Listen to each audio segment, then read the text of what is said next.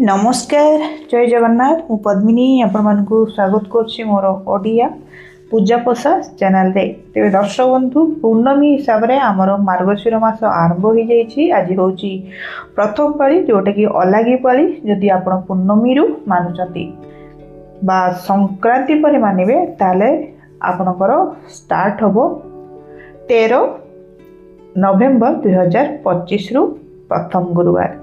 तेणुक मुझे आसी माणबसा गुरुवार पूजा विधि। तेज चलो तो भिडटी आरंभ करवा। भिडियो आरंभ करने पूर्व दर्शक बंधु भिडियो को पूरा देखंतु और कमेंट रे लिखंतु जय माँ लक्ष्मी। माँ लक्ष्मी आपणकर समस्त आशा को पूरण करंतु, घरे धन संपद ऐश्वर्य दान करंतु। तेबे आरंभ करवा भिडियोटी। तेबे दर्शक बंधु आम समस्ते ओडिया घरर परंपरा अनुसार मार्गशीर मासरे माँ लक्ष्मी पूजा करिथाउ माणबसा गुरुवार। कारण यही समय आम घर को धान आसी थाए। माँ लक्ष्मी कहले आम धन लक्ष्मी बोली बुझी थाउ, जी कि आमको अन्न दे थांती अन्नदात्री से माँ जगत जननी। तेबे प्रत्येक ओडिया घरे गुरुवार सकाळु घंट ध्वनि सुंदर सुंदर महक भासी आसे। कारण समस्त घरे सब ओडिया बहु माने स्त्री लोक मैंने सधवा हूँ विधवा हूँ ये मार्गशीर मासरे माँ लक्ष्मी पूजा व्यस्त था। तेणुक सबू घर पुरपल्ली रे गुरुवार दिन सकाळु पिठा पणार बास्ना मुहमु आसी थाए, झुणार बास्ना मुहकी जाए। तेरे दर्शक बंधु माणबसा गुरुवार दिन सकाळु उठी, कारण आमे प्रायतः ओडिया माने अधिकांश घरे गुरुवार दिन बड़ी भोर उठिकी घर सफा सफी करी झोटी चेचाई पकई था। किंतु किछि ओडिया घरे से बुधवार दिन घर द्वार माने बुधवार दिन संध्या सुधा घर द्वार लिपा पोछा करी गोबर दे झोटी चिता पकई दे था। और ता सहित माँ लक्ष्मी पूजा सामग्री सब आनिकी रेडी करके रखी था। तो सेटा ही सबुठ सुविधा कि आप बुधवार राति बा आपन खियापिया सब कर सारापर घर द्वार सब लिपा पोछा कर देकी आपन चाहेले झोटी पकई पारे, ना नेक्स्ट डे बा गुरुवार दिन सकाळु सज झोटी दे पारे। किछि बासी झोटी दे पारे। जदि आपनकर बहुत झोटी देवार थाए, झोटी चिता पकईबार थाए, ताहले आपण बुधवार ताकू आरंभ करें। सकाळु गुरुवार दिन सकाळु ताकू पूजा करें। तेणुक बुधवार दिन आम घर द्वार सब लिपा पोछा करदे, बासन कुसन सब धोई देथिबा, आमर जो चुली जो पिठा खणा हम ताकू सफा सुतरा करदे। ता सहित गोबर लिपा पोछा करके नाली माटी लिपा पोछा करके आपड़ से झोटी देदेवे। बाहर बारंदारे प्रायतः लोक दे था।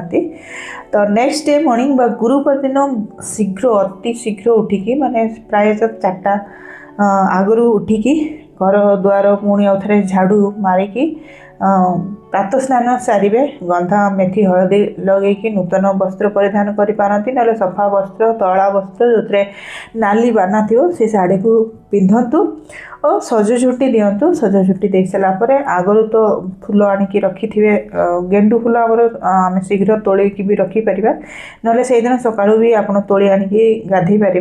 गाधेवा आगु तोलीदेवे, तापर आपण शाढ़ी पिंधि सारापर श्रृंगार करेंगे। श्रृंगार कर सारिकी आप पूजा सामग्री सब रेडी करके रखिए, जहाँ जो माँ को आस्थान बसइबे। ता सहित आप झोटी चिता पकेबे, जो माँ को बसइबे पूजा करेंगे से तो झोटी चिता निश्चित पकेबे। पद्म पाखुड़ा 16 गोटी पद्म पाखुड़ा काटिबे। ता सहित आप घर द्वार मुहरे झोटी चिता पकेबे, से छोट कलशटी स्थापन करेंगे, से दीपटे देवे और माँ को दुआर आवाहन करके डाकिकी घर को आने, कारण आप माँ को उद्देश्य पूजा कर माँ को पूजा कर। जो झोटी चिता पकई थे घर अन्य पटे पूजा करेंगे, जो तो पकई थे और अन्य पटे जो पकई थे सिंदूर चंदन फूल देकी धूप बुले दीप बुले पूजा करदे झोटी चिता को। तापर एबे आसीबा आमे ठाकुर घरे जो माँ को पूजा करवा। प्रथमे माँ को आस्थान बनातु, से झोटी चिता पकातु, माने आगुरु गंगा पानी छेची से पोछि देकी झोटी चिता पकातु। झोटी चिता पकई सारापर खटुलटे रखतु, ता पाखरे श्री गणेश उद्देश्य घट स्थापन करंतु, जेमती कि घट तले धला धान देवे कारण अष्टमी पर तो आम पूजा करें तो धला धान देवे घट को बसैबे घटरे कलश पानी देवे सेठी भगवान गणेश को स्मरण करके ना गोटे गुआ पैसा फूल चाउल देकी घट भितर पकईकी उपरे आंब डाल देवे नड़ियाटे रखिए नड़िया सूताटे बांधि देवे और श्री गणेश को स्मरण करके माँकर पूजा आरंभ करेंगे। घट स्थापन पर आपड़ जो खटुली रखिते से खटुली उपर धान आपड़ प्रथम झटी चिता पकईदेवे से खटुली उपर सुखीगला धान देवे।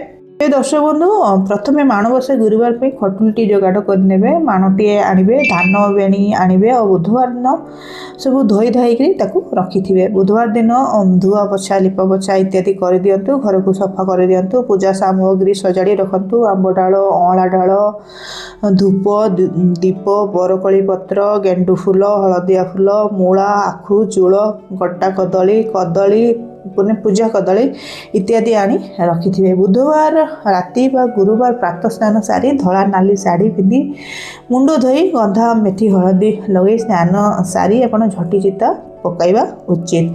माँ को पद्म फूल चिता काटिबे माँ को पाद चिता पकेबे माँ जेपरी से चिता उपरे बसिचंती अनुभव करिवे। तेबे जो खटुली बसबे से सिंदूर चंदन लगेदेवे खटुली उपरे धान रखिए पुणी माणरे धान रखी ता उपरे धान बेणी रखिए ता उपरे हलदी पानी रे धोई 3टी गुआ रखिए कदली रखिए कदली पाखरे मूला आखु अँला डाल नहीं रखिए इत्यादि तापरे दुब बरकोली पत्र रखिए फूल नहले फूल माल रखी कपड़ा टे घोड़े देवे कारण माँ को घोड़े रखिले माँ स्थिर होइकी बसी थांती बोली आमर मान्यता अच्छी।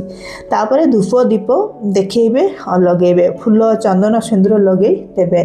तापरे कलश जो स्थापन करथे से कलश पाखरे प्रथमे भोग लगेबे कदली पंचामृत भोग तापरे माँ को भोग लगेबे भोग लगे सारिकी श्री गणेश को पाखरे जो आपण कलश स्थापन करते श्री गणेश कलश से आगे धूप चंदन दीप फूल दे पूजा करी भोग लगे सारिकी माँ को उद्देश्य भोग लगे श्री लक्ष्मी नारायण निश्चय उच्चारण करेंगे कारण माँ को सहित नारायण को डाकिले जाई माँ स्थिर होगी बसवे तेणुक श्री लक्ष्मी नारायण उच्चारण निश्चय करेंगे। माँ को धूप दीप देखेबे जदि मूर्ति रखी पूजा कर मूर्ति रखिपारे से जो धानमाण रखी से मूर्ति रखिए माँ ता सहित जदि हाथी रखि थे हाथी को रखिकी पूजा करेंगे और ताकू भोग लगे। तेबे मूर्ति बा फोटो को माँ पंचामृत स्नान करेंगे गकुल यदि थी माँ को स्नान कर सारिकी रखिकी पूजा करेंगे आरती करेंगे।